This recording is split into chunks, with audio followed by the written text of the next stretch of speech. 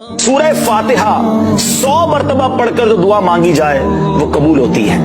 سورہ بقرہ کی تلاوت سے شیطان گھر سے بھاگ جاتا ہے۔ آیت الکرسی پڑھنے سے محتاجی دور ہوتی ہے۔ سورہ کہف کو ہمیشہ پڑھنے والا دجال کے فتنوں سے محفوظ رہے گا۔ والدین کی قبر پر ہر جمعہ سورہ یاسین کی تلاوت کرنے سے اس کی حروف کی تعداد کے برابر ان کے گناہ بخش دیے جاتے ہیں۔ سورہ الدخان پڑھنے سے مشکل دور ہوتی ہے۔ جو قریب المرگ ہو اس پر سورہ جاسیہ کا دم کرنے سے خاتمہ بالخیر ہوتا ہے۔ سورہ حجرات کا پڑھنا اور دم کر کے پینا گھر میں خیر و برکت کے لیے مفید ہے۔ سورہ قاف پڑھنے سے جو باغ ہوتے ہیں ان کے پھلوں میں کثرت ہوتی ہے۔ سبحان اللہ۔ سورہ رحمان 11 بار پڑھنے سے تمام مقاصد پورے ہوتے ہیں۔ سورہ واقعہ جو شخص روزانہ پڑھے گا اسے کبھی فاقہ نہ ہوگا۔ سورہ ملک کو ہر رات پڑھنے والا عذاب قبر سے محفوظ رہے گا۔ سورہ مزمل کو 11 بار پڑھنے سے ہر مشکل آسان ہو جاتی ہے۔ سورہ مدثر کو پڑھ کر حفظ قرآن کی دعا مانگنے سے قرآن کریم کا یاد کرنا آسان ہو جاتا ہے۔ جو بچے حفظ کر رہے ہیں ان کے لیے زبردست وظیفہ ہے۔ سورہ النازعات پڑھنے سے جاں کنی کی تکلیف نہیں ہوگی۔ سورہ دحا پڑھنے سے بھاگا ہوا آدمی واپس آ جائے گا۔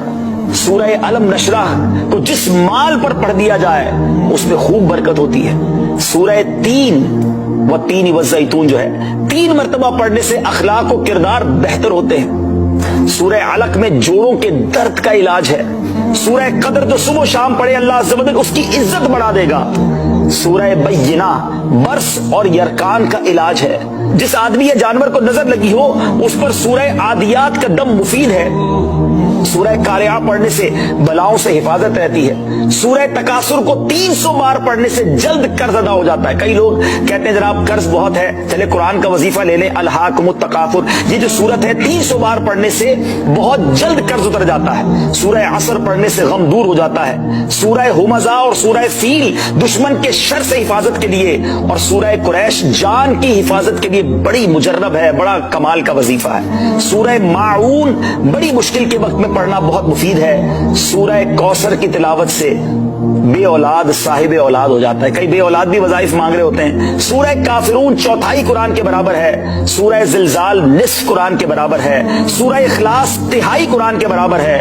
اور سورہ فلق اور سورہ ناس سے جن اور شیطان اور حاسدوں کے شر سے حفاظت رہتی ہے۔